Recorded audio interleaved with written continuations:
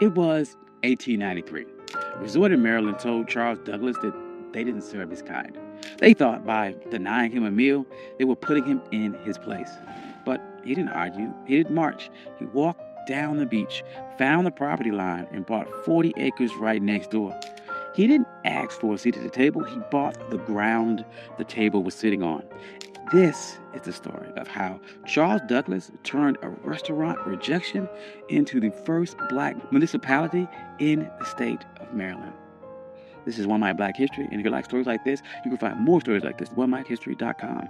But without further ado, let's get started. To understand this heist, you have to understand the insult. It was August of 1893. The Chesapeake Bay was the playground for Washington and Baltimore's elite. The system at the time called the place Bay Ridge. It was known as the Queen of Chesapeake. It was a grand hotel, massive boardwalk, and a restaurant that promised the finest dining on the East Coast. Charles Douglas and his wife Laura, they weren't there to make trouble. They were blackocracy. Charles was a high-ranking official at the Treasury Department. He was polished, he was wealthy, and he was a veteran. He walked to his restaurant at Bay Ridge and asked for a table. The waiter did not look at Charles's uniform. He didn't look at his credentials. He just looked at his skin color and said, "We don't serve your kind here." Now, this is the moment where the struggle would usually kick in. The textbook version of this story would tell you how sad Charles was. It would talk about the pain of segregation. But Charles Douglas didn't have time for that. He had a military mind. And he looked around the restaurant and saw white families eating. He saw the owners counting money. And he realized that their business was built on a territorial monopoly. They thought that they owned the prestige of the water. They thought by banning him, they were keeping the luxury for themselves. Charles walked out of that restaurant, but he did not leave the area. He walked down the beach, he crossed the property line, and he stood on the dirt right next to the people that insulted him. He was looking at a 40-acre tract known as Bashir's Farm. It was rugged, overgrown patch of coastline. To the owners of Bay Ridge, it was a waste of space. To the system, it was unimproved land. But to the Colonel, it was the high ground. Charles Douglas knew something the owners of Bay Ridge didn't. The system is only as strong as its borders. Bay Ridge was a fortress of whiteness, but the walls ended at the property line. If Charles could control the land right next to them, he didn't need their permission to exist. He could create a parallel world that Jim Crow laws of public accommodations could not touch. See, in 1893, separate but equal wasn't even legal doctrine yet. That would not happen for another 3 years with Plessy versus Ferguson. But the private property doctrine was already ironclad. The law of the land said that a man could do whatever he wanted with the dirt that he owned. Charles realized that public space was a trap. If you relied on the public to treat you fairly, you were a beggar. But if you owned the private, you were sovereign. So he went to the owner of the 40-acre farm, a man by the name of Daniel Bashirs. He didn't ask for a favor. He brought money. He offered him $5,000 cash. In 1893, that was an astronomical sum. It was roughly the equivalent of about $175,000 in today's money. But the strategic value was worth millions. Bashirs took the money. He signed the deed. And on that day, the Queen of Chesapeake lost its monopoly. Charles Douglas didn't just buy a farm. He bought the gateway to the bay. He went to the restaurant owners who refused him a sandwich, and he didn't say a word. He just started building. And the first thing Charles did wasn't build a resort for the masses. He built a fortress for his legacy. He built a home for his father, Frederick Douglass. He called it the Twin Oaks. But he didn't just build it anywhere. He positioned the home with military precision. Frederick Douglass had been enslaved on the eastern shore of Maryland. He looked across these same waters as a boy, dreaming of a world where he wasn't property.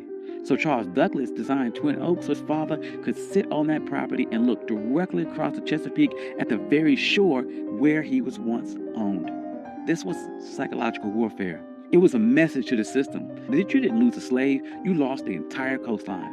Frederick Douglass never got to spend a full summer there because he died in 1895. But the receipt was still filled.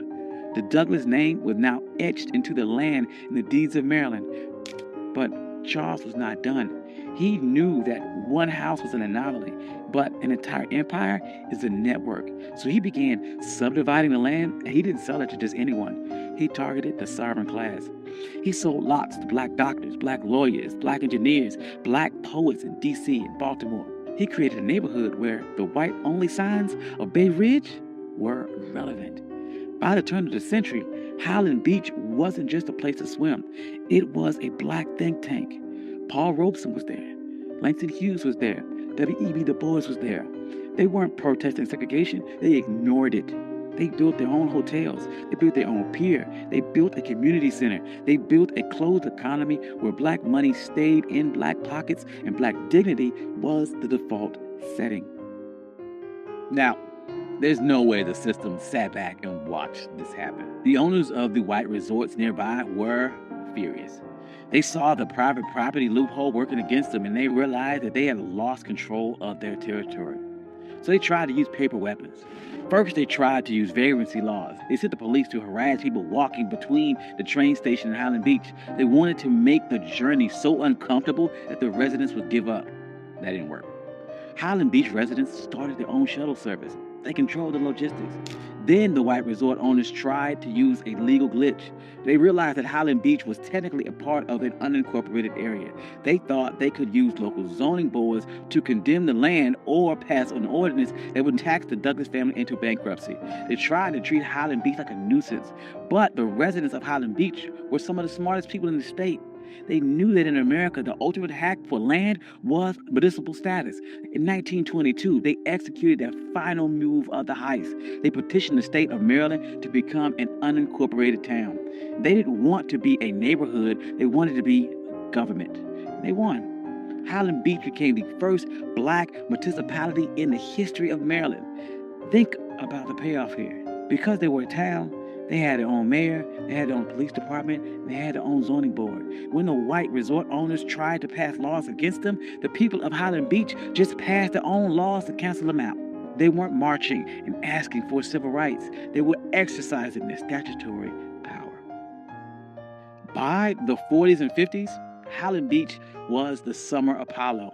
While white Maryland was obsessed with keeping its beaches segregated, Highland Beach was outproducing them culture and social capital. But the winds, they are changing, and the system shifted its strategy. In 1964, the Civil Rights Act passed and the public accommodations were integrated. On paper, this was a victory. But in a world of real estate and sovereignty, it was a Trojan horse. The system realized it could not keep black people out of the water anymore, so it decided to make the land too expensive to keep. This is the new Jim Crow.